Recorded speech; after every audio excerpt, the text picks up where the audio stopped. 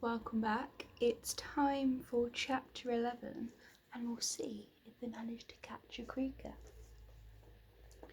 Lucy and Norman lay very still, silently pretending to sleep as they listened out for the first sight of a creaker. Ella remained sitting on her spot on the floor, too scared to move and too scared to sleep. She just sat there, wishing for the sun to come up and for this scary, spooky night to be over. The perfect creaker bait. There was no way Lucy was going to fall asleep tonight, not with the risk of losing her dad's jacket to a bunch of creepy creatures from under her bed.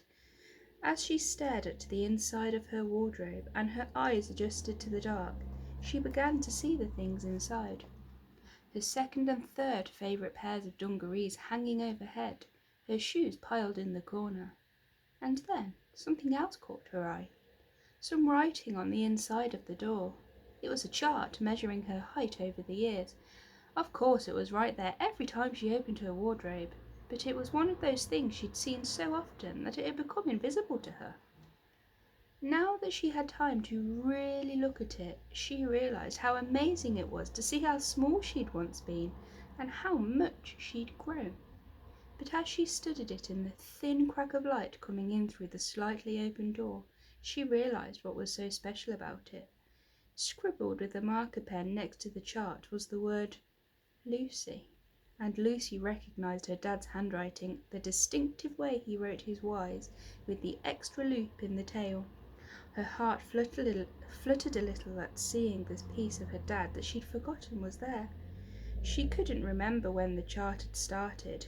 She squinted in the dim light and looked at the very lowest marking on the chart, close to her feet. The word age 2 and 7 months were written there, in her mum's neat handwriting. As her name moved higher and higher up the door and the ages next to it grew older, Lucy spotted something right near the top. There was some more writing way up high, far too high to be Lucy's height. Carefully and quietly she stood up in the wardrobe to get a better look. As she got closer she read the words Mum, age 32, and a little further up was Dad, age 34. Lucy had a sudden, unexpected feeling. Her whole body felt warm and safe, like she was being hugged.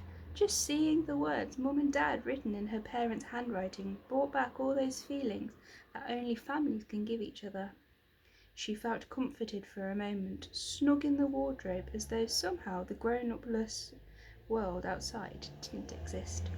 Like her family was back together again, the three of them right there in the wardrobe. Her happy moment was interrupted by the chiming of the clock tower echoing across Whittington, announcing the hour. Oh, it must be getting late, thought Lucy, as she counted the chimes. 3 in the morning already, she thought. That went fast. Not a creak, but a yawn. It was Ella. Lucy peered out of the crack in the wardrobe door and saw Ella stretching sleepily before rubbing her tired eyes. Obviously, our scary creaker story wasn't scary enough to keep Ella awake all night. Then Lucy heard something else. Another yawn. This time it was Norman. Oh, that useless boy, Lucy thought, watching him snuggle comfortably down in her bed and start snoozing on her pillow. But Lucy had a feeling that something wasn't quite right. She peeped out of her hiding place in the wardrobe again and saw the most astonishing thing. A faint cloud of golden dust was wafting across her room, settling over the eyes of Ella and Norman as it floated by. Lucy's heart stopped. Ella and Norman weren't falling asleep. They were being sent to sleep. She watched the dust settle into the corners of their eyes as they drifted deeper into a hypnotic slumber. Then Lucy realised that Ella and Norman's sleepy eyes weren't the only eyes she could see. There they were. 4 pairs of beady black eyeballs were lurking in the shadows beneath her bed, staring out. Lucy froze inside the wardrobe, but the eyes weren't looking at Lucy. They hadn't seen her yet. They were looking at Ella, wrapped up in the jacket, and at all the deliciously rotten bits of rubbish scattered temptingly around her room. "Oh, they be good and dozing now," croaked a voice from the darkness. "Dozy just always be a-working." "A treat. Them kidrins won't be a-waking up for a long time this night," grunted another. "Stupid girl brung a weedy little boy with her. Ugh, look, it's the tidy kidderin from across the walk. He won't be doing her no help." They all laughed. "This is good," thought Lucy. The Creakers thought that Ella curled up in the fluorescent jacket was her, just as she and Norman had planned. "Come on, let's be getting that stinkering coat," hissed another. With that, Lucy saw movement in the shadows. Her tummy was full of fluttery wobbles. Her mouth dropped open in shock. Goosebumps pimpled down both arms, and the hairs on the back of her neck stood up as the 4 Creakers crept out of the blackness, and she caught sight of them for the first time. Their skin was as black as treacle and shimmered with sticky wetness like the repulsive flesh of a slug. They had veiny ears that looked like rotten cabbage, and long pointy claws that seemed to click across the floor like spiders' legs as they crept. Each of them dragged a rotten trail behind them, which looked like a mouldy brown banana skin. One by one they stood up, revealing their full rottenness. Their heads were just high enough to poke over the side of Lucy's bed. Lucy squinted into the dimness. From her hiding spot inside the cupboard, she could see them properly. One of them was freckled with boils and pus-filled spots along its gangly arms. Another's sticky skin had dry, flaky patches peeling off, reminding Lucy of the time she'd got sunburn on holiday. The chubbiest one had matted, waxy hair poking out of its oversized ears and a belly like a small round cannonball. The last one to emerge from the dark had a layer of spikes on its back, like uncut fingernails poking out in every direction.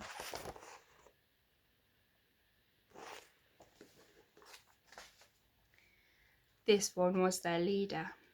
Lucy could tell by the way the rest creaked out of his way as he crept along the wooden floorboards and into her room.